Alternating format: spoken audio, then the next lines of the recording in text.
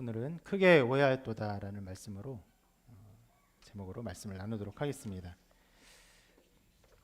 오늘 본문에는 부활에 대해서 사두개인들과 논쟁하는 내용이 나와 있습니다. 자, 여러분 이제까지 흐름을 좀 보셔야 됩니다. 이 앞에 예수님께서 성전을 뒤엎은 다음 날 누가 논쟁을 했죠? 대제사장, 서기관, 장로들과 함께 뭐에 대해서? 권세에 대해서 논쟁을 했습니다. 너가 이 성전을 뒤엎었는데 그 권세가 어디로부터냐, 이런 논쟁을 했어요. 그리고 우리가 지난주에 살펴본 것이죠. 누가 왔냐면 바리새인 그리고 헤롯 땅. 헤롯 땅은 특히 정치적인 인물들이에요. 정치 인물들이 와서 무엇에 대해서 논쟁을 했죠? 가이사에게 세금을 바치는 것이 맞느냐 하는 세금에 대한 논쟁을 했어요. 이 모든 논쟁은요, 예수님이 적절하게 대답을 하지 못하게 함으로 거기에 있는 많은 군중들에게 신뢰를 잃게 하려는 목적을 가지고 있었습니다.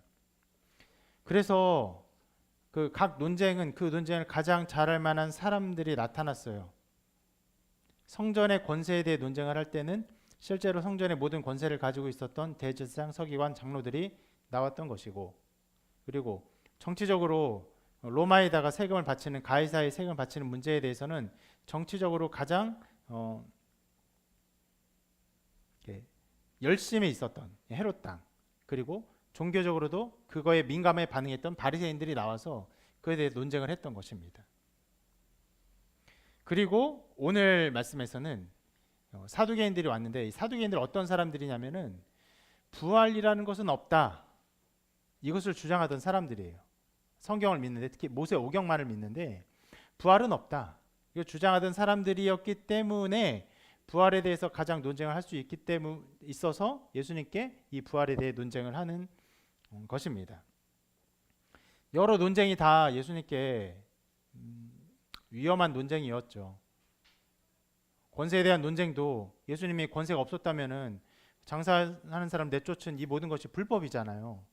그러니까 합당하지 않은 폭력을 성전에 휘두른 것이 되는 것이고, 세금에 대한 논쟁도 바쳐야 된다 혹은 바쳐야 되지 않는다 잘못 말하면은 로마에 대해서 반역을 일으키는 자, 혹은요 로마에 굴복하는 그런 잘못된 종교 지도자, 이렇게 될 수 있기 때문에 굉장히 위험한 논쟁들이었어요. 그런데 무엇보다 이 부활에 대한 논쟁이 어떻게 보면 신학적으로 가장 위험한 논쟁일 수 있습니다. 사람들에게 인기를 끌거나 사람들의 신망을 얻는 면에서는 이 부활의 논쟁이 좀 덜 위험할 수도 있겠지만, 실제적으로 신학적으로 가장 위험할 수 있었는데, 왜냐하면 여러분, 예수님께서 3년간 사역을 쭉 하셨어요.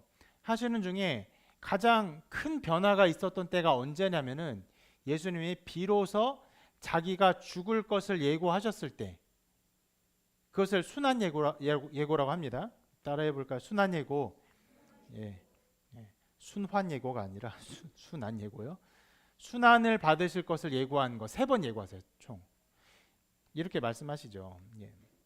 이것을 말씀하신 때인데 같이 읽어볼까요? 시작. 인자가 많은 고난을 받고 장로들과 대제사장들과 서기관들에게 버림받아 죽임을 당하고 사흘 만에 살아나야 할 것을 비로소 그들에게 가르치시되 죽을 것을 예고하셨어요. 이것을 예고한 이후에 베드로가 어떻게 반응하죠? 주님, 절대로 그런 일이 일어나지 않을 것입니다. 그러니까 예수님 말씀하죠. 사단아, 내 뒤로 물러가라. 여기서부터 굉장히 많은 것들이 변해요. 굉장히 예수님의 사역의 큰 전환점이 바로 순환 예고인데, 총 3번 하십니다. 우리가 계속 살펴보았어요. 여러분들 세밀하게 잘 기억하지 못하겠지만 말씀하실 때마다 제자들이 실은 예수님에 대해서 잘 몰랐던 뉘앙스, 그런 태도들을 계속 보였어요. 그럼에도 불구하고 예수님은 계속 내가 죽을 것이다, 그리고 부활할 것이다, 계속 가르쳤어요. 그러니까 예수님의 사역의 핵심은요, 나는 죽는다. 그리고 부활한다. 이것을 가르치는 것으로 이렇게 진행돼 왔고 지금 예루살렘 성에 입성하셨어요? 입성하시고 하루 이틀이 지나고 있어요. 그리고 이제 곧 하루 이틀 안에 예수님 죽으시는 거예요. 그런 상황이기 때문에 죽음을 앞에 두고 그리고 부활할 것을 말씀하신 예수님에게 사두개인들이 와서 부활이 없다. 부활은 아무것도 아니야 라고 말을 한다면, 만약 이 논쟁에서 진다면 예수님께서 이제까지 하셨던 모든 가르침, 나는 죽을 것이야, 그리고 나는 부활할 것이야, 이 모든 것들이 다 의미가 없게 되는 거예요. 그러면서 이 논쟁이 어떤 면에서는 되게 위험한 논쟁이 되는 것이죠. 그렇게 위험한 논쟁이 되기 때문에 실은 사두개인들은요 성경에 거의 등장하지 않아요. 나중에도 왜 이렇게 적게 등장하는지 좀 말을 하겠지만 거의 등장하지 않는데, 이 논쟁이 위험하고 중요하기 때문에 이곳에서 사두개인과의 논쟁을 일부러 기록하고 있는 것입니다. 근데 그렇게 그 죽음을 앞에 둔 예수님에게, 부활할 것을 예고하신 예수님에게 부활이 없다 하는 그런 무리들은 굉장히 위험한 사람들이었고 위험한 논쟁이었는데, 그런데 이 논쟁이 그 반대로 생각하면요 굉장히 이롭게 사용된 논쟁이라고 할 수도 있어요. 왜 그럴까요? 자, 오늘 얘기 나온 그 사두개인들이 말한 그 형제들이, 7형제가 한 그 여자와 이렇게 어떻게 보면 부부가 되는 이런 아주 특이한 상황에 대해서 부활이 없다 이런 얘기를 하는 것인데, 이 사두개인의 이런 그 말, 이 논리, 이 특이한 사건, 가상의 사건인데 이것은 굉장히 이슈가 되었던 사건으로 보여요. 그러니까 굳이 와서 이것을 구구절절히 얘기를 하는 것이. 그럼 그 사람들의 논쟁이, 실은 사두개인들은요 그 뭐 바리새인, 서기관, 장로, 뭐 대제사장, 또 헤롯 땅, 뭐 수많은 분파의 여러 다양한 사람들 중에서 조금은 과격한 사람들, 종교적으로 너무 지나치게 보수적인 사람들, 그렇게 많이 인정받지는 못한 사람들이었는데, 그런데 이들의 이 논쟁, 부활이 없다는 논쟁은 너무 강력한 논지를 가지고 있는 것 같으니까 사람들이 쉽게 무시할 수 없었던 상황이에요. 그런데 그 논지를 가지고 예수님께 질문했어요. 논쟁을 했어요. 그런데 만일 이 논쟁에서 예수님이 적절한 답을 한다면 어떻게 되는 것입니까? 그것은 바로 부활의 확실함을 더욱 확고하게 드러내는 장치가 되는 것이에요.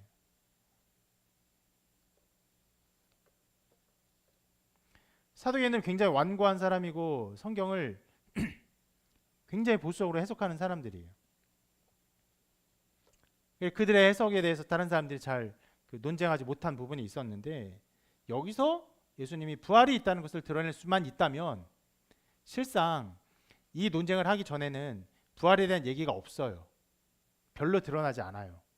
제자들에게 부활에 대해 얘기했지만 제자들도 이 부활이 무엇인지 그 의미를 잘 몰랐기 때문에 많은 이야기 나오지 않아요. 그런데 이것을 논쟁점으로 삼는 사람들과 이야기가 불거진다면 이것은 당연히 사람들에게 널리 알려지는 도구가 되는 것이죠.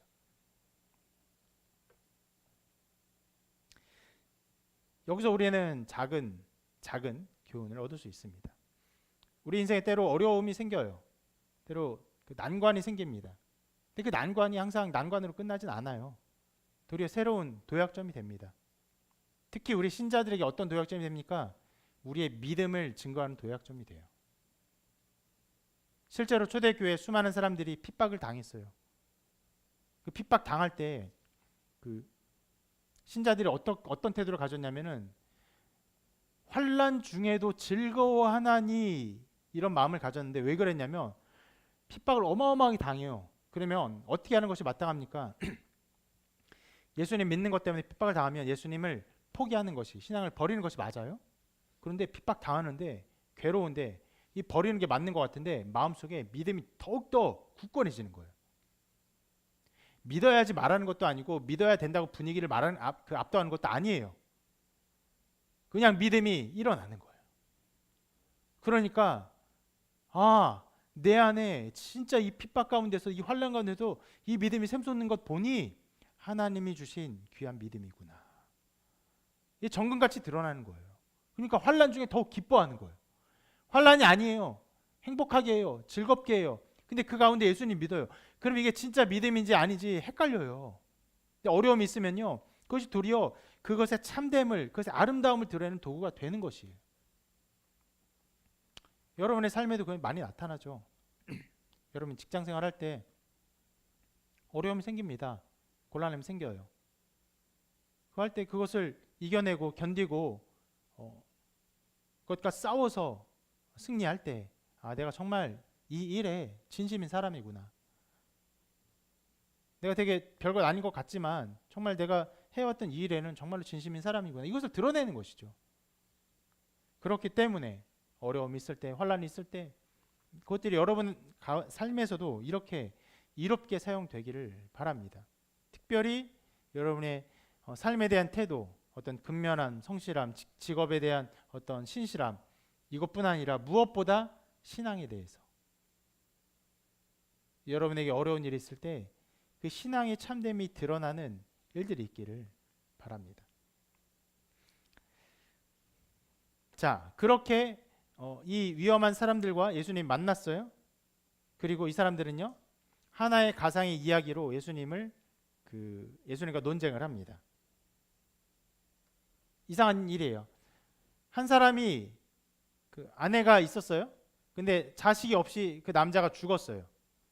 그러면 그 동생이 형의 아내를 취해서 함께 사는데 또 아이를 낳지 못하고 죽었어요. 이렇게 7명이 다 그렇게 한 거예요. 이게 도대체 무슨 경우냐? 막장 드라마도 이런 막장 드라마를 쓰지 않을 텐데 무슨 드라마냐? 이렇게 할 텐데 실은 이게 수혼법에 대한 얘기입니다. 계대 결혼법이라고도 하는데 우리한테는 굉장히 어색해요. 이상한 일 같아요. 그런데 결혼을 하고 아이를 낳지 못하고 남자가 죽었을 때, 여자가 죽었을 땐 상관이 없어요. 왜냐하면 어떻게 하면 다른 여자를 얻어서 그 아이를 낳으면 되는 겁니다. 그렇게 여러분 지금 그렇게 해도 된다는 게 아니라 성경의 그 시대 상황이 그런 것이에요.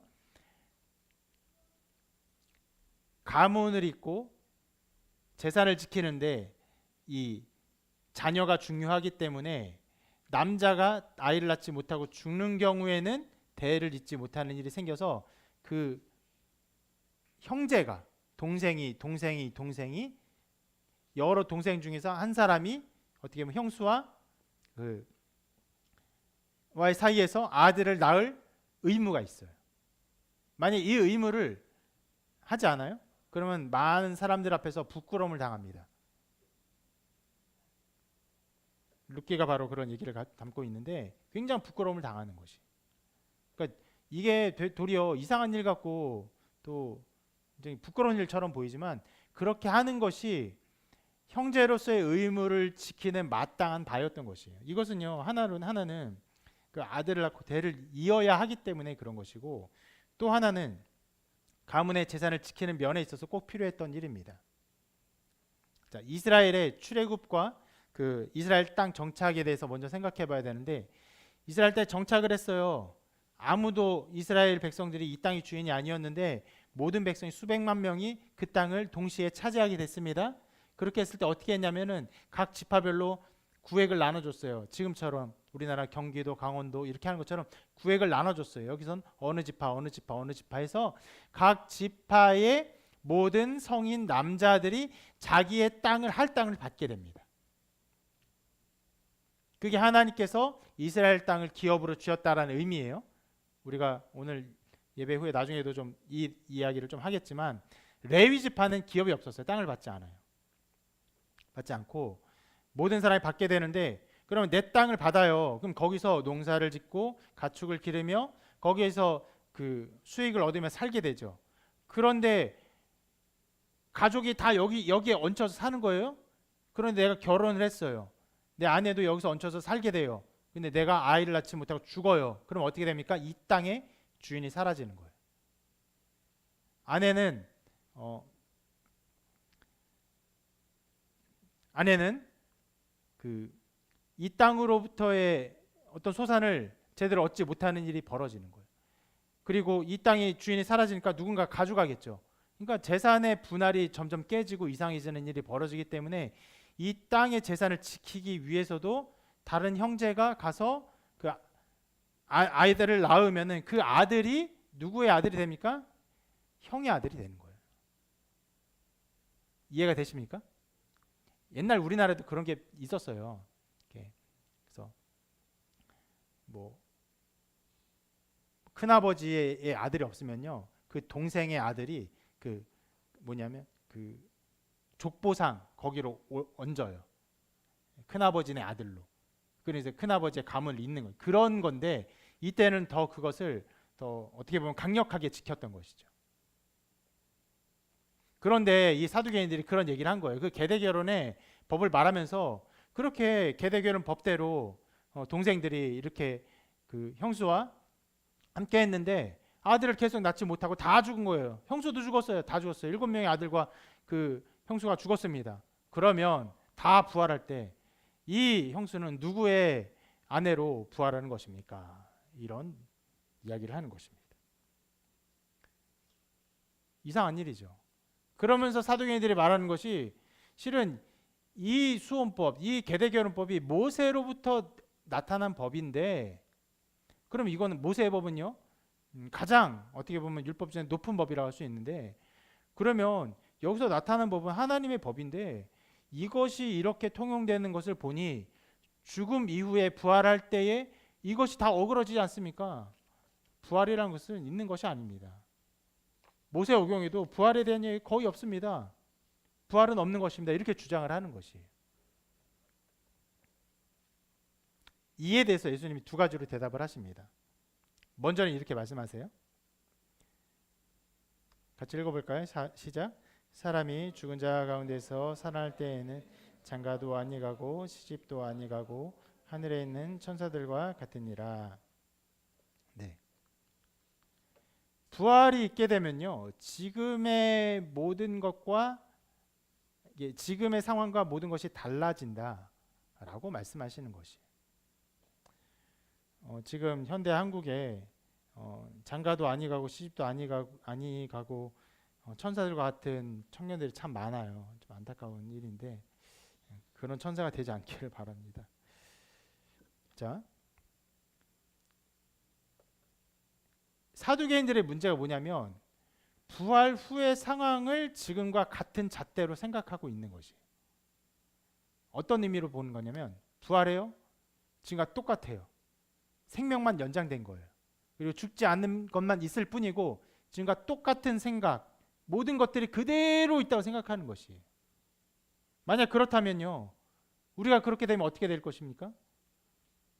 아무런 결핍 없이 살아야 되는데 엄청난 결핍 속에서 살 거예요. 또 수많은 능력의 부족을 느낄 것입니다. 그런 가운데 시기하고 질투가 일어나겠죠. 사두개인들이 생각하는 부활 후의 상황은요 바로 이런 것이에요. 모든 것이 똑같은데 생명만 연장된 상황. 그것이 아니죠. 예수님은요, 아니다. 사람이 죽은 자 가운데 살아날 때에는 장가도 아니고 시집도 아니하고 하늘에 있는 천사들과 같으니라. 다른 존재가 된다는 거예요. 다른 상황이 된다는 거예요. 그것을 예수님의 부활이 잘 보여줬죠. 어땠습니까? 우리가 많이 살펴본 것처럼 부활한 몸이에요. 몸 똑같아요. 손에 못자국이 옆구리에 그 창자국이 다 만져져요. 음식을 먹어요. 똑같은 몸인데 근데 알아보기도 하고 알아보지 못하기도 해요. 제자들이 함께 있는데 갑자기 계세요. 갑자기 짠 나타났다라고도 하지 않아요. 그냥 함께 문 닫아 모였는데 예수님이 계셨어요. 그리고 맨 마지막에 어떻게 하셨습니까? 예수님이 승천하셨죠. 예, 그런 몸이 되는 거예요. 그리고 승천하셔서 안 보이게 되었어요. 보이다가 안 보이는 상태가 되는 것이에요. 부활의 상태가 그것입니다. 여러분, 하나의 좀 예를 들어보면 정수기에 더러운 물을 넣으면은 아주 더러운 물이 들어가도 정수가 잘 되면요 깨끗한 물이 되죠. 마실 수가 있어요. 근데 그 물은요 이전에 물에서 나온 거예요. 이전의 물과 어떻게 보면 같은 물인데 다른 물이에요. 그리고 이전의 물은 더러운 물이어서 그 용도가 굉장히 제한적이에요. 거의 어떤 면에서 쓸모가 거의 없어요. 그런데 정수된 물은요 수많은 곳에서 엄청난 곳에서 사용될 수가 있어요. 왜요? 깨끗해졌기 때문에. 물조차도요 그것이 정화되고 깨끗해지면 완전히 다른 물이 되는데, 인간이 죽음을 이기고 부활했을 때, 모든 죄를 이기고 부활했을 때 그 몸은요 완전히 달라지는 것이에요. 이전과 똑같은 관점으로, 똑같은 생각으로, 똑같은 상황으로 판단해서는 안 되는 것이에요. 예수님이 그것을 말씀하신 것입니다. 주님이 우리가 그렇게 다른 존재가 될 것이다. 어떻게 해요? 천사들과 같은 존재가 될 것이다. 이렇게 말씀해 주셨어요. 그리고 또 말씀하십니다. 이것만 말씀하시는 것이 아니라 이렇게 말씀하시는데 한번 읽어볼까요? 시작. 가시나무 떨기에 관한 글에 하나님께서 모세에게 이르시되 나는 아브라함의 하나님이요 이삭의 하나님이요 야곱의 하나님이로라 하신 말씀을 읽어보지 못하였느냐. 하나님은 죽은 자의 하나님이 아니요 산 자의 하나님이시니라. 자, 이해하기가 조금 쉽지 않은 부분이 있는데, 자 여기서 모세의 책, 창세기, 출애굽기, 레위기, 민수기, 신명기 5권 중에서 가시나무 떨기에 관한 글이 뭘까요? 출애굽기죠. 네. 가시나무 떨기가 나타났을 때는요 모세가 그 하나님을 만나는 그 장소, 그 책이에요. 거기에서 뭐라고 하나님이 자기를 모세에게 소개했냐면은 나는 아브라함의 하나님이요 이삭의 하나님이요 야곱의 하나님이로라 말씀하셨어요. 자, 어떤 상황이냐면 이스라엘 백성이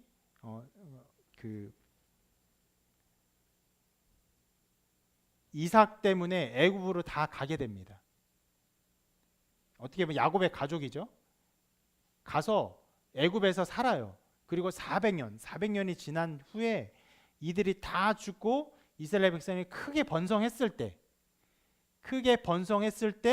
이 백성들을 인도할 지도자로 하나님 모세를 세우시고 모세를 만나신 장면이에요. 그러니까 하나님이 모세에게 나타나서 나는 아브라함의 하나님이요 이삭의 하나님, 야곱의 하나님이 로라 말씀하셨는데, 그때는 이미 이 아브라함, 이삭 그리고 야곱이 죽은 지 400년이 넘은 때. 그런데 그렇게 400년이 죽은 지 400년이 넘은 사람들의 하나님이라고 말씀하면서 예수님이 말씀하시기를 하나님은 죽은 자의 하나님이 아니요 산 자의 하나님이시라라고 말하고 있는 거예요. 근데 지금 아브라함, 이삭, 야곱이 모세에게 말씀하시는 그 순간에 죽었습니까? 살았습니까? 죽었어요. 자, 이것을 말씀하시는 거예요. 이미 너희들 말대로 사람에게 부활이 없다면, 아브라함, 이삭, 야곱이 죽은 지 400년이 됐으면 부활이 없으면 무슨 존재입니까? 아무 의미 없는 존재예요. 먼지예요. 아무 가치도 없어요. 그런데 그런 가치 없는 존재들의 하나님이라고 자기를 소개할 리가 있냐는 것이에요.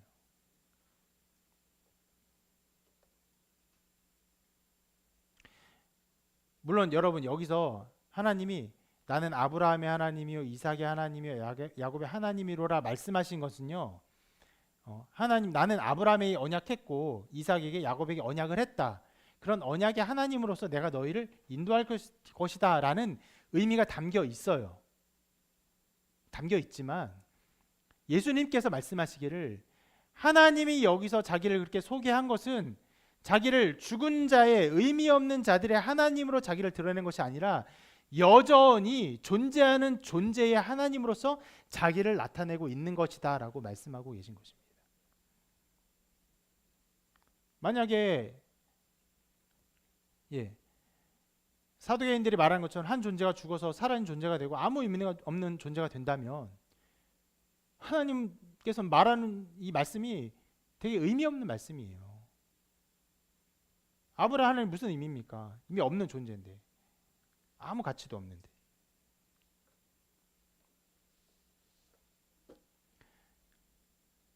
여기서 우리는 이걸 생각해야 돼요. 하나님은요, 우리와 다르게 존재를 파악하십니다. 우리는요, 눈에 보이는 것에 이끌려요. 죽으면 그 존재가 사라지는 것처럼 쉽게 생각을 합니다. 이 당시에 사두개인들이 이 말을 하는 당시의 상황은요, 여러분 거의 대부분의 사람이 죽으면 끝난다고 생각했을까요? 아니면 죽으면 죽음 이후에 무엇이 있다고 생각했을까요? 그 당시에 이 예수님 말씀하신 이 당시에 많은 사람들이 사람이 죽으면 모든 것이 끝나, 그냥 아무것도 없어라고 생각하는 사람이 많았을까요? 아니면은 죽은 이후에는 무엇인가 있다라고 생각하는 사람이 많았을까요? 그렇죠. 후자가 압도적이었어요. 실은 역사상 죽으면 모든 것이 끝나라고 생각했던 사람들이 많은 시기 자체가 없다고 봐도 돼요. 지금도 마찬가지고. 지금 굉장히 많이 득세했지만, 그러면 유물론적인 사고가 득세했지만 인류의 모든 역사에 수많은 사람들은요, 죽음 위에 무엇이 있다고 다 생각했습니다. 그럼에도 불구하고 사두개인들의 이 주장이 실은 굉장히 강력한 힘을 가지고 있었어요. 왜요? 다 죽고 끝났으니까. 죽음 이후에서 죽어서 우리에게 돌아온 사람이 아무도 없으니까. 그래서 이런 주장이 나타날 수 있어요. 부활은 없다. 모세의 말씀에도 부활은 없다. 예수님 말씀하신 거죠. 모세의 말씀에 하나님이 이렇게 자기를 소개하는 것은 하나님은 죽은 존재를 우리와는 다르게 인식하신다. 여전히 살아있는 존재처럼 인식하시며 살아있는 존재 하나님으로서 자기를 나타내신다. 하나님이 죽은 자의 하나님이면 왜 아브라함의 하나님이라고 말씀하셨겠느냐. 산자의 하나님이시기 때문에, 아브라함이 살아있기 때문에, 이삭이 살아있기 때문에, 야곱이 살아있기 때문에 여전히 살아있는 하나님으로서 자기를 나타내신 것이다 말씀하신 것입니다.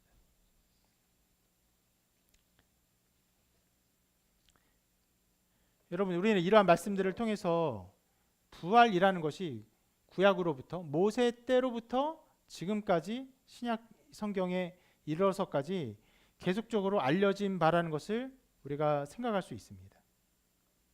그리고 우리가 많이 배웠던 것처럼 예수님의 부활하신 모습을 보면서 부활이 확실하구나, 부활이 우리에게 있구나, 이런 것들을 볼 수 있습니다.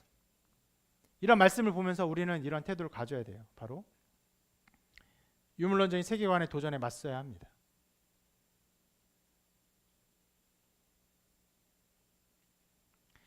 방금 전 말씀드렸지만 부활이 없다는 사람들의 의견은요, 실은 작은 의견이었어요. 소수의 의견이었어요.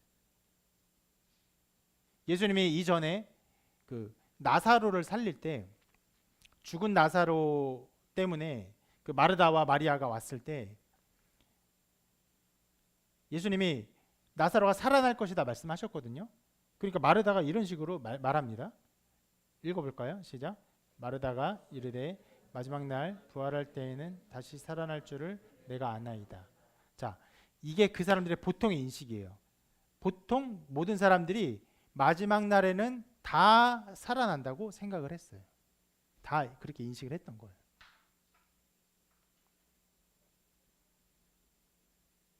그런데 그런 시대 속에서도 사두개인들이 자신의 논리를 가지고 부활이 없다라는 것이 주장되고 그들이 인정될 만큼 그들이 말하는 그 유물론적인 어떤 세계관들, 그 부활이 없다는 세계관들이 강력한 힘을 가지고 있었던 것이. 그리고 지금 시대는요, 사람이 죽으면 그것으로 끝난다고 생각하는 사람들이 많습니다. 정말 많아요. 굉장히 이상한 일이긴 해요. 실제로 이게 죽는다고 끝난 생각하는 사람이 많은데 실제로 죽음을 당하잖아요. 자기가 아니라 자기 가까운 사람을 죽음을 당하잖아요. 생각들이 많이 변해요. 그 어떤 사람도 그 장래에 그 누군가의 죽음의 위치에 있을 때 목회자를 무시하는 사람은 아무도 없어요. 목회자가 다른 데서는 많이 무시당해요. 요즘 세상에서. 천대까지는 아닌데 별로 안 존중하는 그런 사람인데, 중병에 걸린 사람들, 누군가 가족이 죽게 된 사람들, 저를 대하는 모든 태도들이 완전히 다릅니다. 이전에는 뭐 대충 대했어도 누군가가 죽음을 당하잖아요. 그때로부터 저를 대한 태도들이 완전히 변하게 돼요. 그러니까 그 어떤 사람도 죽음 앞에서는 그냥 유물론자가 되지 못해요. 이 사람 죽으면 끝이야, 아무것도 아니야, 이렇게 주장하지 못해요. 그런데도 불구하고 세상의 전반적인 분위기가 어떻습니까? 유물론적인 세계관이 세상을 가득 채우는 것 같이 보입니다. 이 세계관에 의해서 우리는 엄청난 도전을 받아요. 예수님이 사두개인들의 도전을 받은 것보다 더 압도적으로 수많은 도전을 받습니다. 실은 여러분의 삶의 태도에 많은 것들이 이 도전에 응전하지 못하고 거기에 함몰돼서 유물론자처럼 살아가는 삶이 아닌가 생각해 보아야 돼요. 그 중에 한 가지 태도가 저는 이것이라 생각하는데, 이 세상에 내 삶이 이 생애가 끝이기 때문에 내 생애에서 최대한의 즐거움을 누려야 될 것이야. 자기 생애의 모든 즐거움을 최대한 누리는 것이 내가 해야 할 일이야라고 생각하면서 그렇게 하지만 안 될 것처럼 아까워하고 여러분의 젊은 날에 이 모든 것을 다 즐겨야 하는 것처럼 여러분의 삶을 드리고 있지 않은지 돌아보세요.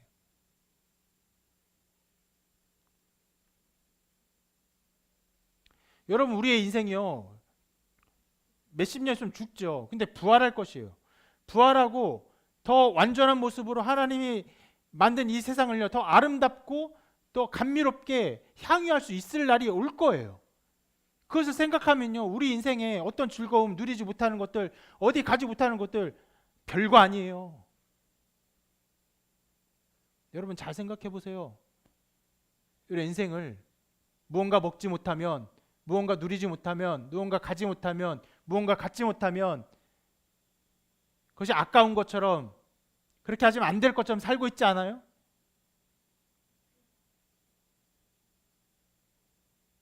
어마어마한 유물론적인 세계관의 그 가치관 속에서 실은 모든 사람들이 거기에 함몰돼서 살아가는 것처럼 살고 있어요.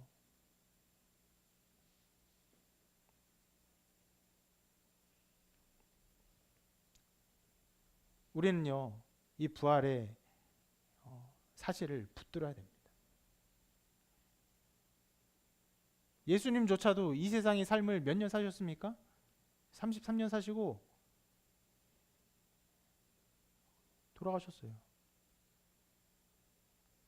수많은 신자들이요, 세상의 빛도 못 보고, 세상의 즐거움은 무엇입니까? 빛도 못 보고 그렇게 죽어간 사람들이 허다합니다.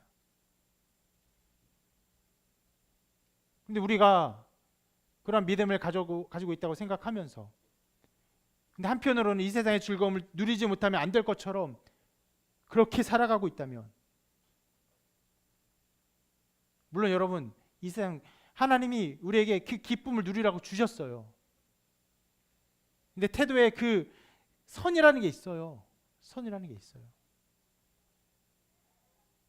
부활의 신앙 가운데 하나님 주신 그 모든 것을 자신 한계 안에서 기뻐하며 감사하며 살아가는가, 아니면은 정말로 내 인생에 이 모든 걸 즐기지 않으면 안 될 것처럼 어떤 면에서 탐욕적으로 살아가는가.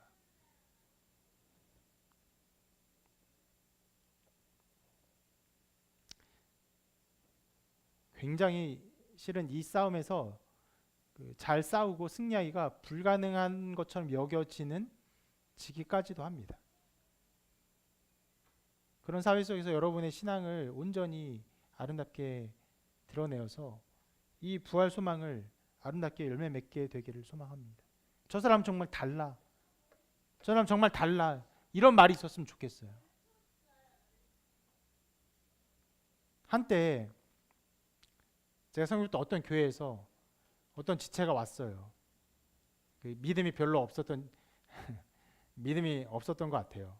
없었던 것 같은데, 그 사람은 자기의 생에 어디든지 여행 가는 게 자기의 그렇게 즐거움이라고 막 어떻게 보면 떠벌리고 다녀요. 이때는 어디 갔습니다. 이때는 어디 갔습니다. 이때는 어디 갔습니다. 정말 수시로 해외여행 막 다니면서 떠벌리면서 다녀요. 너무 달랐어요. 그 삶의 태도가. 즐기지 않으면 견디지 못할 정도. 이 즐김이 나의 모든 인생의 전체 나인 것처럼 그것을 막 자랑하고 그것을 알아줄 사람 찾으면서 막 다니는 거. 어떻게 저 사람이 교회에 붙어 있는지도 신기할 정도예요.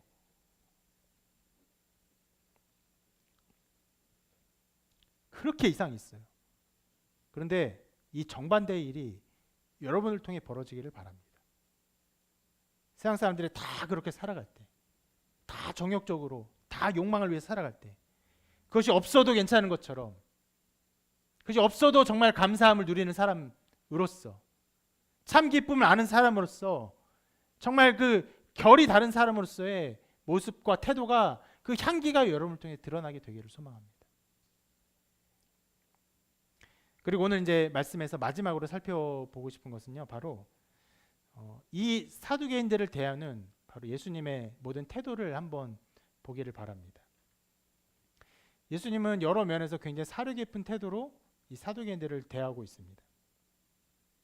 자, 여러분 아까 본 것처럼 이들이 말한 그 결혼에 대한 계대 결혼법에 대한 논리가 어땠습니까? 굉장히 기괴하죠. 그러니까 논리 싸움을 하고 싶은 건데 말도 안 되는 극단적인 논리를 가지고 이게 예를 들고 말을 하는 거예요. 예수님께서 이렇게 말씀하셨죠? 너희가 성경도 하나님의 능력도 알지 못함으로 이렇게 말씀하셨어요. 실은 그런 자들이에요.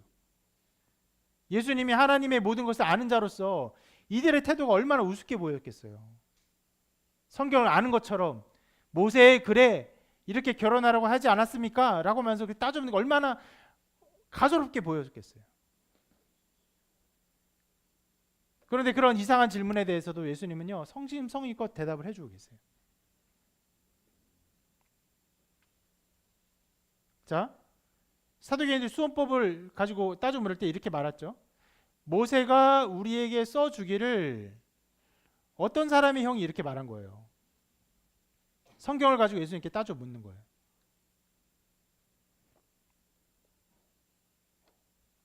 이에 대해서 예수님이 뭐라고 대답했는지 아십니까? 아까 본 것처럼 이렇게 말씀하셨어요.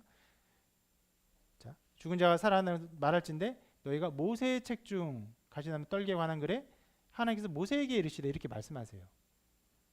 실은 부활에 대한 얘기가요.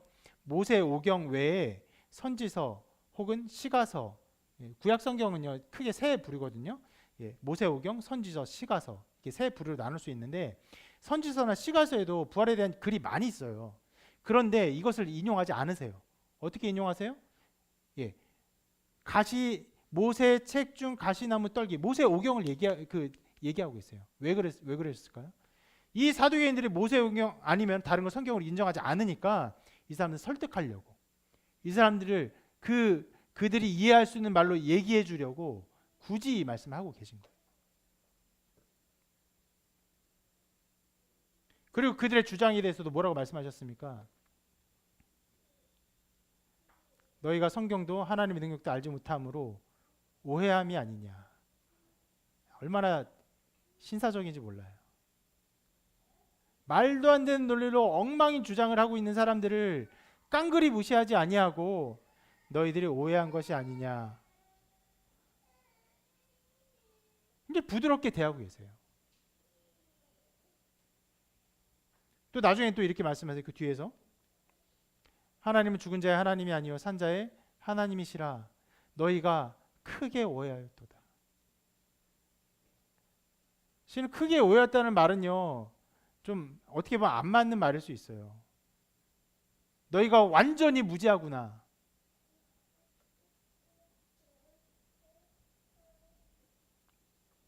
이 멍충이들아.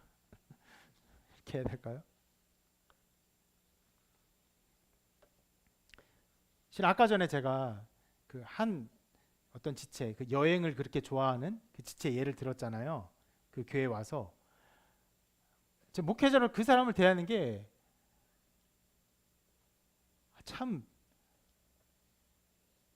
참 어려웠어요. 도저히 좋은 마음이 안 나오는 거예요. 그렇게 세속적인 태도를 가지고 교회 와서 하는 게 저도 그렇게 보기가 싫어요. 그러니까 좀 냉대하죠. 내쫓지는 않았어요. 냉대하죠. 별로 반갑지도 않고. 근데 예수님께 따져보면 이 사람들의 태도는요, 더 공격적이에요. 아까 말했던 것처럼 예수님의 부활이라는 중요한 문제를 뒤엎으려는 자들이었어요. 근데도 이들에게 오해함이 아니냐, 너희가 크게 오해하도다. 끝까지 그들을 설득하려고, 그들을 이해해 주려고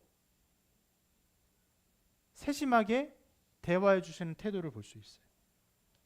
주님 끝까지요, 그들과 대화하셨고 존중하시며 가르쳐 주셨어요. 근데 여러분, 오늘 성경에 보면요, 예수님께서 이렇게 말씀하셨잖아요. 이 말씀하시고 나서 이 사두개인들이 뭐라고 반응했을까요? 보면요, 없어요. 뭐라고 끝난지 한번 보세요. 18절에 27절이죠. 27절 보면 하나님은 죽은 자의 하나님이 아니요 산 자의 하나님이시라 너희가 크게 오해하였도다 하시니라 하고 끝. 지난주는요, 지난주 세금 논쟁했잖아요. 헤롯 당하고 바리새인들이 왔잖아요. 그래서 가이사의 것은 가이사의, 하나님께 바치라 했잖아요. 그러니까 이렇게 반응해요. 그들이 예수께 대하여 매우 놀랍게 여기더라. 그들은 놀랍게 여겼어요. 근데 사두개인들은요, 이런 반응이 없었어요. 그럼 어떻게 반응했을까요? 무시한 거예요. 이것에 마땅한 반응을 제대로 하지 못한 거예요. 놀라지도 않은 거예요.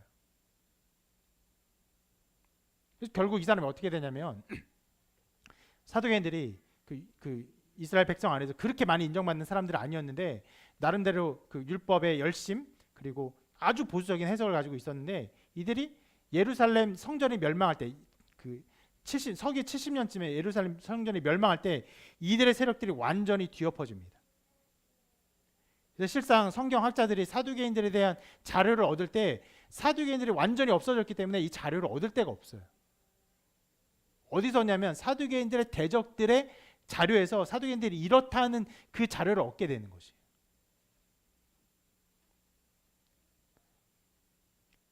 사려 깊은 예수님의 손내밈과 예수님의 설득과 예수님의 설명에도 반응하지 않고 이것을 무시했던 사람들의 결국이 무엇입니까? 멸망이에요.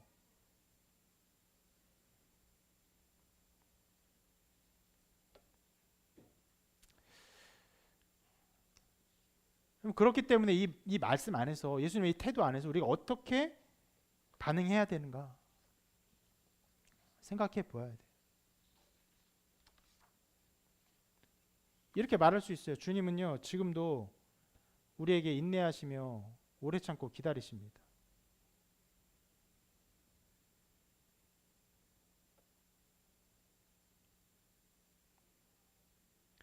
우리에게 우리가 이해할 말을 해주시고 우리가 알아들을 말을 해주시고 우리가 어떻게 반응하길 기다리실까요? 최소한 매우 놀랍게 여기더라. 더 나아가서는 참으로 하나님이시다. 더 나아가서는 주여 나를 구원하소서. 주여 나는 죄인이로소이다.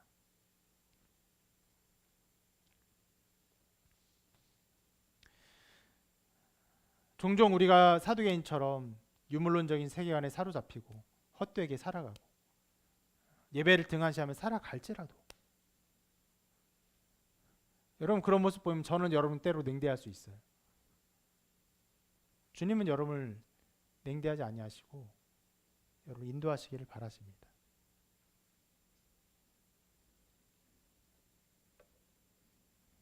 이 주님의 가르침에 올바로 반응하는 사람이 되시기를 바라요. 반응이 없으면 어떻게 됩니까? 멸망해요. 멸망한 사람이 많을까요? 적을까요? 어마어마하게 많아요.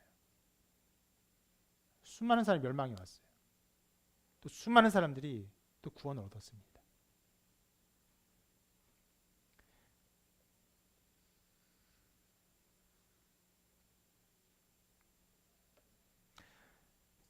아브라함이 하나님을 믿었어요.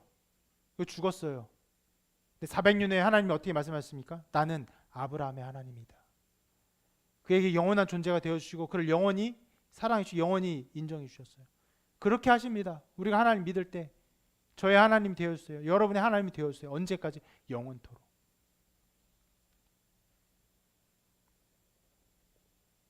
그런 믿음 안에서 여러분들이 굳게 서시기를 바라고 끝까지 여러분을 붙들어 주시는 예수님의 사랑의 손길 안에서 온전한 믿음의 삶을 사시기를 주님의 이름으로 축원합니다.